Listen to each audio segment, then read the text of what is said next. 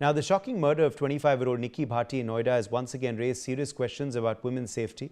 The incident has shaken the community and also highlighted the need for stronger awareness and legal protection for women. To understand this better, my colleague Unaiza spoke with advocate Yasmeen Wankhede, founder of Durga Welfare for Women and Children Development. So we are talking about this Noida case where 26-year-old Nikki Bhati has burnt alive by her in-laws. I have with me advocate Yasmeen Wankhede. She's also a founder of Durga NGO, which works for women and children development. So Yasmeen, my first question is a straight question, that what is your reaction when you heard this terrible incidents? It is a very unfortunate incident that, we keep on hearing it. So for you, it must be a first time, but for us, I have been hearing it for decades now. I'm feeling very sorry for the girl, for the victim. And I feel sorry only for one thing. Always I keep saying in all my lectures that why are we always sorry when somebody has already died, when it is a victim, when it is a succumbed person? Why can't we be alert to it when she is alive? We could have done something. Why only when some candle march is needed? Why not when that girl was suffering, we could have been alert about it? Why not that candle light gives some light to these people, right? I hope so. See, I feel that everybody has their own perceptions and opinions to them. I believe I'm a woman of action and I believe saving it before time. Candles won't bring her back. Yes, with all our sympathy, people have different ways and opinions to express their sadness. I'm not against anything, but why to let this incident happen on the first place? We can have safety measures for it.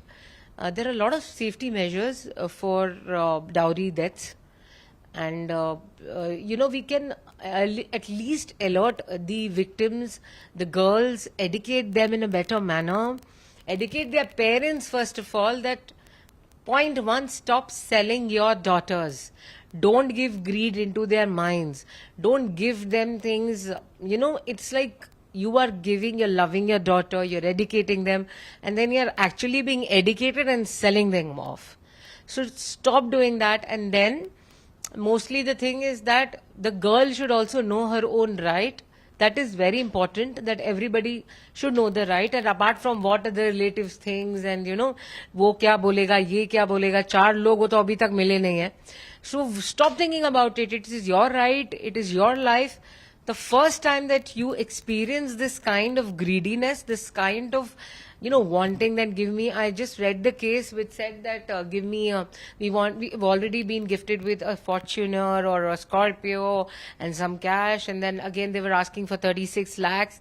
When this did all start? How did it all start? At the starting, that is the moment when every victim or every woman should stand and say, no, I'm not supposed to give.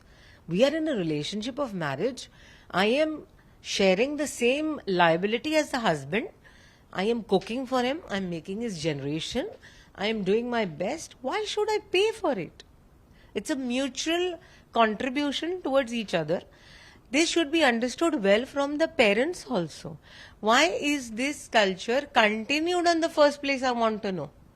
When we women are becoming so strong, everybody should be alert about it. The first incident should be reported to the nearest police station. There are a lot of NGOs working on it. There are a lot of legal helps around them. First go contact them. So don't make it a habit. Then later on, what happens is the victim that we hear is always the victim. That okay, the victim has succumbed. Anything comes up after that, it is a victim. But let them save. No, let us all make a discussion about how to save lives before they go. So what do you think in Nikki's incidents? Whom to blame? The mother, father, family, police, society. Whom to be blamed? It is a mixture of everything. I feel the police doesn't have to do anything because they were not informed. The work comes later on, but definitely I would tell you the parents would know about it, and they did not make any steps to save their children, and it's very hurtful that eventually they are also suffering with the loss of their daughter. He wanted to save her name with all the relatives, and she's no more, whose name was saved. And I also somewhere, I'm sorry if it hurts a lot of people, but I think the person who suffers also should take a stand for herself. Something which you cannot bear, you have to stand. Now it's time that, the government has given us so much of power, and we should stand for ourselves. And one more through your channel, may I plead. The women there who are going for fraud cases for 498A, the judges and the honorable courts also have given a judgment that it is misunderstood. It is a tool that is used to irritate the husband. So kindly, please stop doing that, because the real victim here will not get justice because of all this. That is the conclusion, that the real victim are hurt out here, and then it will take a long time for conclusion. Or we could have given a death penalty.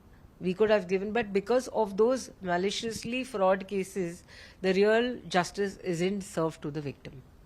So, okay, talking about again Nikki's case, what you'll have to say to the women in our society to, because you are involved in the Children and Women Development NGO, and you hear a lot of cases which comes to you, and what do you suggest them, what message as an advocate, and being a lady especially, what message you want to give to the society, to the ladies?